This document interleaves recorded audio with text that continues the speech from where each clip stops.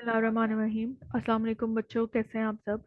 मैंने जैसे कि आपसे वादा किया था कि वर्कशॉप एंड होने के बाद मैं आपको कंप्लीट गाइडलाइन सेंड करूंगी हर क्वेश्चन के बारे में कि आपने क्वेश्चन को सॉल्व करना है तो किन पॉइंट्स को आपने मद्देनज़र रखना है और किन स्टेप्स को फॉलो करना है। तो इंशाल्लाह आज हम क्वेश्चन नंबर 1 को सॉल्व करना सीखेंगे। सबसे पहले तो आपने किसी भी स्टूडेंट का भेजा हुआ या फॉरवर्ड किया हुआ मैनुअल जो है उस पर काम नहीं करना। आपने अपना एलएमएस ओपन करना है और वहाँ से आपने जहाँ पर वर्कशॉप के लिंक्स दिए होते हैं वहाँ एंड पे मैनुअल फॉर रिसर्च प्रोजेक्ट का लिंक बना होगा। वहाँ से आपने क्लिक करके फ्रेश रिसर्च मैनुअल को डाउनलोड करना है। आइए देखते हैं कि हम फर्स्ट क्वेश्चन को कैसे सॉल्व करेंगे। तो जब आप अपना रिसर्च मैनुअल डाउनलोड करेंगे तो आपने उसके प्रिंट आउट्स लेने हैं। हर पेज पर आपने यहाँ पर अपना रोल नंबर मेंशन करना है, ठीक है। आपको पहले गाइडलाइंस दी गई थी कि आपका जो मैनुअल है वो हैंड रिटन ही एक्सेप्टेबल है। तो इधर सेल्स जैसे कि बने हुए हैं, आपने अपना नेम मेंशन करना है, रोल नंबर, रजिस्ट्रेशन नंबर और सेमेस्टर आपका जो है वो आपने यहाँ पर स्प्रिंग 2022 लिखना है। रीजन, जिस भी रीजन से आप बिलोंग करते हैं वो आप यहाँ लिखेंगे। मेरे मोस्टली स्टूडेंट्स जो हैं वो लाहौर और फैसलाबाद से हैं, तो यहाँ पर आप अपना अपना रीजन जो है वो यहाँ पर लिख देंगे। थीम आप सबकी जैसा कि आप लेटर में भी देख चुके हैं कि वो पर्सनालिटी डेवलपमेंट है, और सब थीम जो आपने खुद सिलेक्ट की है जिस पर आप काम करने वाले हैं वो यहाँ लिखेंगे और टॉपिक लिखेंगे। उसके बाद फिर आप नेक्स्ट पेज पर देखें। अ, हर पेज के शुरू में रोल नंबर लिखना लाजमी है। यहाँ पर आप name of the school where the action research was conducted, school का नाम लिखेंगे। तो मेरी जब आपसे बात हो रही थी मैंने आपको कहा था कि 8608 की जहाँ जिस स्कूल में आप टीचिंग प्रैक्टिस के लिए जाएं, आप बेहतर ये है कि उस टीचिंग प्रैक्टिस के दौरान ही आप अपना रिसर्च वर्क जो है वो कंप्लीट कर लें। अदरवाइज आप अपने घर के करीब जो भी गवर्नमेंट स्कूल या प्राइवेट स्कूल है, रजिस्टर्ड प्राइवेट स्कूल प्रेफर करें तो आप वहाँ पर अपना रिसर्च वर्क कर सकते हैं। यहाँ पर ये जो स्पेस दी हुई है 10 मार्क्स का आपका ये क्वेश्चन है, बेसिक क्वेश्चन है। यहाँ पर ये पूछा हुआ है कि overall background of participants of the project, जो आपके पार्टिसिपेंट्स हैं उनका ओवरऑल बैकग्राउंड आपने लिखना है। जो बातें लिखनी है वो यहाँ पर इधर मेंशन की हुई है। मैं तो आपसे कहूँगी कि आप हेडिंग देकर लिखें तो ज़्यादा बेहतर है। सबसे पहले आप एरिया लिखेंगे, स्कूल लिखेंगे, फिर आप लिखेंगे socio economic status, occupation, profession, ठीक है, earning trends of majority of the parents. अगर आप किसी गवर्नमेंट स्कूल में अपना रिसर्च प्रैक्टिस कर रहे हैं तो earning trends of majority of parents जो है ना, ये इंफॉर्मेशन आपको मिलेगी आपके स्कूल का जो दाखिल खारिज रजिस्टर है वहाँ से, अगर किसी गवर्नमेंट स्कूल में करें। अगर आप किसी प्राइवेट स्कूल में कर रहे हैं टीचिंग प्रैक्टिस, या फिर आप प्राइवेट स्कूल में ये रिसर्च वर्क का काम करने के लिए आप एक्टिविटी करवाने वाले हैं और आपने इसको ज्वाइन किया है एक्शन रिसर्च के लिए, तो वहाँ पर भी ऑफिशियल रिकॉर्ड में इस तरह की बातें बच्चों से पूछी जाती हैं और वो रिकॉर्ड का हिस्सा होती हैं। आप रिक्वेस्ट करके वहाँ से इंफॉर्मेशन ले सकते हैं। Literacy rate, academic quality and any other special trait of community where the school is situated. अब ये सारी चीज़ें मैं आपको बताती हूँ आपको कहाँ से मिलेंगी। आपने बच्चों गूगल ओपन करना है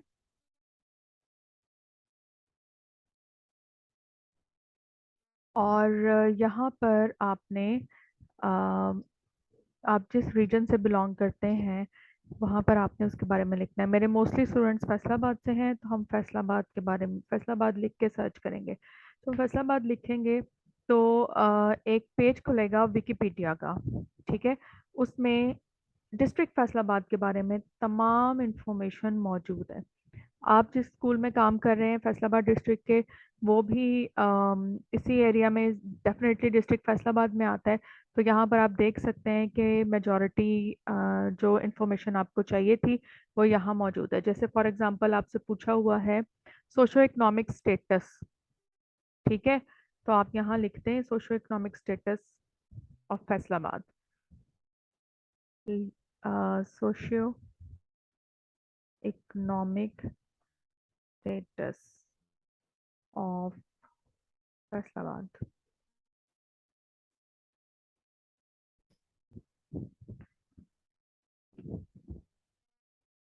ये आपको डिफरेंट लिंक्स मिल जाएंगे, स्पेशली ये PIDE के हवाले से, इकोनॉमी ऑफ फैसलाबाद के हवाले से इसको पढ़ें। और आप जिस भी मतलब सोर्स से इंफॉर्मेशन ले रहे हैं, आप उसका रेफरेंस देना मत भूलिएगा, ठीक है। फॉर एग्जांपल आप इस Pakistan institute of development economics से इंफॉर्मेशन ले रहे हैं फैसलाबाद के बारे में, तो जो आपको लाइंस पसंद आती हैं वो आप अकॉर्डिंगली अपने यहाँ पर इस क्वेश्चन के आंसर में लिखें और बताएं कि जी अकॉर्डिंग टू दिस PIDE।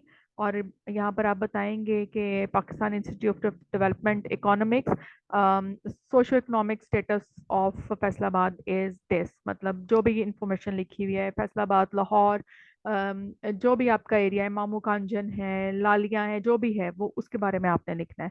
और लिटरेसी रेट भी आप ऐसे ही सर्च करेंगे, लिटरेसी रेट ऑफ फैसलाबाद। जो बच्चे तहसील जड़ावाला से कर रहे हैं अपना मतलब अपना अपनी वो जो फैसलाबाद की तहसील जड़ावाला है वहाँ पर वो रिसर्च वर्क कर रहे हैं, तो वो यहाँ पर लिटरेसी रेट ऑफ जड़ावाला लिखेंगे, ठीक है। आपको जड़ावाला का लिटरेसी रेट जो है वो पता चल जाएगा। अगर आप झुमरा में कर रहे हैं तो आपको वहाँ का लिटरेसी रेट जो है वो पता चल जाएगा। लेकिन किसके अकॉर्डिंगली? सेंसस 2011 के अकॉर्डिंगली आप यहाँ से इंफॉर्मेशन ले सकते हैं। आप फैसलाबाद का लिटरेसी रेट लिख लें, आप लाहौर का अगर आप लाहौर से, क्योंकि मोस्टली मेरे स्टूडेंट्स फैसलाबाद के हैं तो मैं यहाँ पर फैसलाबाद ही लिख रही थी। अगर आप लाहौर का देखना चाहते हैं आप यहाँ पर देख लें, अकॉर्डिंग टू दिस वेबसाइट या अकॉर्डिंग टू सेंसस 2000 मतलब 2021 में जो पाकिस्तान का लिटरेसी रेट था वो ये था, और फैसलाबाद का इतना था या लाहौर का इतना था, वो इसके अकॉर्डिंगली आप लिख सकते हैं। This is not an issue, लेकिन आपको ना मेंशन करना पड़ेगा कि कहाँ से आपने ये इन्फॉर्मेशन ली है, ताकि आपका रेफरेंस जो है वो अथेंटिक हो। ये आपने फर्स्ट क्वेश्चन लिखना है। और स्पेशल ट्रेड्स ऑफ कम्युनिटी ये आपको विकीपीडिया से मिल जाएगा, और वहाँ पर सारी इंफॉर्मेशन मौजूद है। आप उसको उस पेज को ध्यान से देखें। गिवन स्पेस में जो आपको स्पेस दी हुई है वहां पर आपने इसको कंप्लीट करना है। नेक्स्ट आपका फर्स्ट क्वेश्चन स्टार्ट हो जाता है। वो स्टार्ट होने से पहले भी आपको थीम और सब थीम और टॉपिक यहाँ लिखना होगा। फर्स्ट क्वेश्चन है, why did you select this specific sub theme and topic, relate it to your experience, problem in your classroom or institution. देखें, जब आप टीचिंग प्रैक्टिस के लिए जाते हैं या एक्शन रिसर्च आप उसी वक्त करते हैं ना जब आपको अपने स्टूडेंट्स में कोई प्रॉब्लम नज़र आता है और आप उस प्रॉब्लम को बेहतर करना चाहते हैं और आप लर्निंग की तरफ स्टूडेंट्स को लेकर आना चाहते हैं। आप चाहते हैं कि जो टीचिंग लर्निंग प्रोसेस क्लासरूम में चल रहा है वो और बेहतर हो जाए और बच्चा जो है ज़्यादा लर्निंग करे। तभी आप एक्शन रिसर्च की तरफ जाते हैं ताकि आप करंट सिचुएशन को बेहतर बना सकें।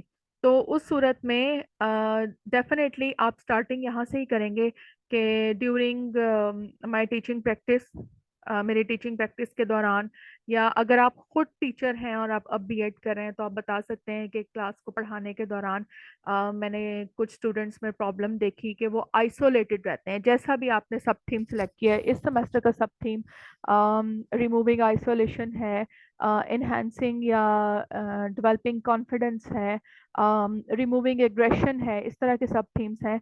तो आपने कुछ स्टूडेंट्स में ये प्रॉब्लम्स देखी और उनकी वजह से जो लर्निंग प्रोसेस था वो स्लोअर डाउन हो रहा था, और आप इसको रिसर्च करेंगे यहाँ से। देखें, अब आपको कैसे पता चला कि बच्चा जो है वो आइसोलेटेड है? ठीक है, आप तो लेक्चर देने का, आपको कैसे पता चला वो अग्रेसिव है?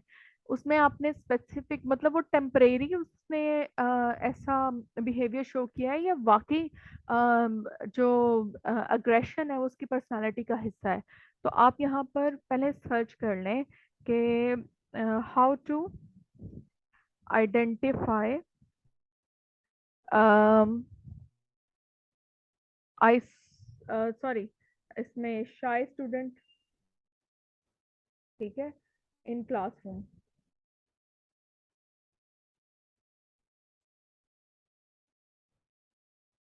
यहाँ पर आपको पता चल जाएगा what is shy student in classroom.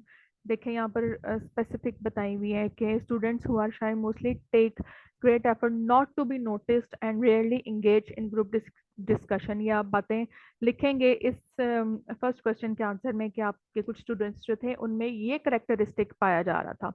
या फिर आप लिख सकते हैं करेक्टरिस्टिक्स ऑफ अग्रेसिव स्टूडेंट। ठीक है, यहाँ पर आपको what is aggressive behaviour of student. ठीक है, यहाँ पर आपको बताई हुई है कुछ मतलब कैरेक्टरिस्टिक्स बताई हुई हैं। वो आप मतलब नोटिस करेंगे अपने बच्चों में कि जी उनमें ये प्रॉब्लम हमें नज़र आ रही थी, हम उनको आइडेंटिफाई कर रहे थे। तो फिर हमने उस प्रॉब्लम को, क्योंकि वो बच्चे की लर्निंग में बहुत इफेक्ट कर रही थी, तो उसको दूर करने के लिए हमने जो है वो एक्शन रिसर्च का ये वाला थीम सिलेक्ट किया, ताकि हम बच्चे को पॉजिटिव लर्निंग की तरफ लेके जाएं या फ्रूटफुल लर्निंग की तरफ लेके जाएं, वो सक्सेसफुल लर्निंग की तरफ लेके जाएं और उसका जो लर्निंग एक्सपीरियंस है वो अच्छा हो। या अ, हम इसमें ये भी लिख लिख सकते हैं how to identify aggression in student.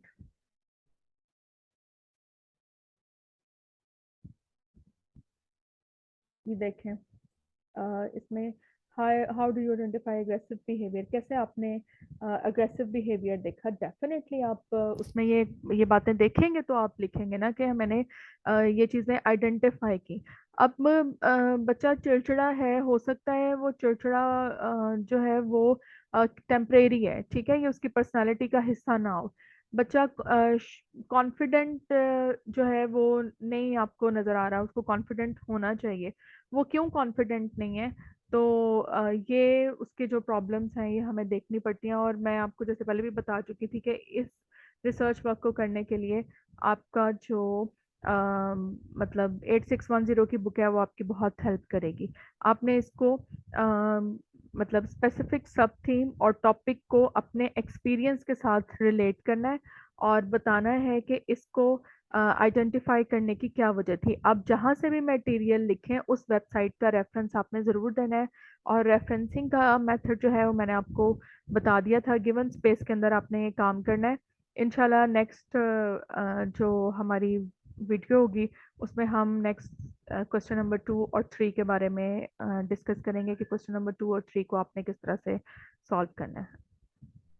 कोई क्वेश्चन है तो आप इंशाल्लाह ग्रुप में कर सकते हैं। बेहतर ये है कि टाइम काफ़ी हो गया है तो आप इसको स्टार्ट कर दें। Thank you so much. अल्लाह हाफिज़।